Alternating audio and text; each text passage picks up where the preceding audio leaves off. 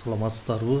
Бүгүнкү сабагыбыз окуучулар Google Classroom'да аткарган тапшырмалары боюнча жалпы балды кантип чыгаруу боюнча болмокчу.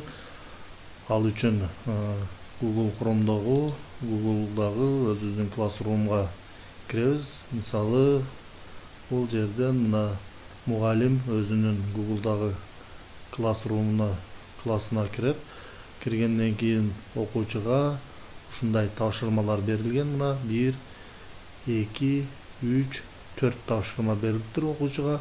Ар бир тапшырма боюнча окуучуга өзүнүн тийиштүү баалары коюлган.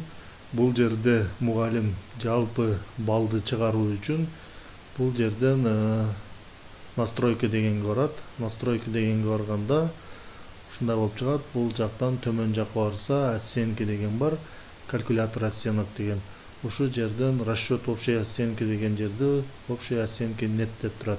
Ушу жерди басса бул жерден төмөнкүдөй меню чыгат. Бул жерден основа максимального количества бала дегенди тандайбыз.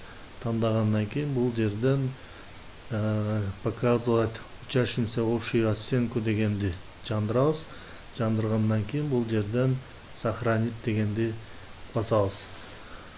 Андан кийин окуучу өзүнүн жалпы балыны көрүү үчүн бул жерде мына все задания деген бассак, бул жерде тесттен окуучу 85 балл алган.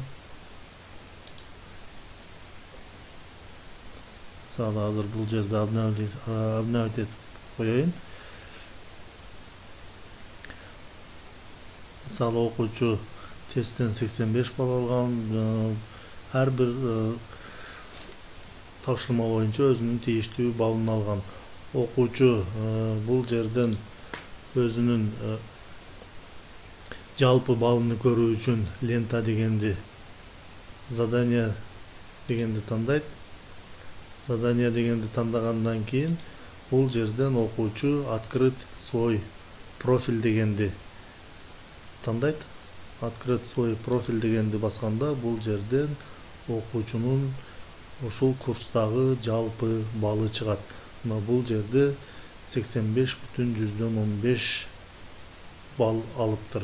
Жалпы ушул курс боюнча. Ушундай кылып туруп, жалпы курс боюнча окуучулардын балын чыгарып койсок дагы болот.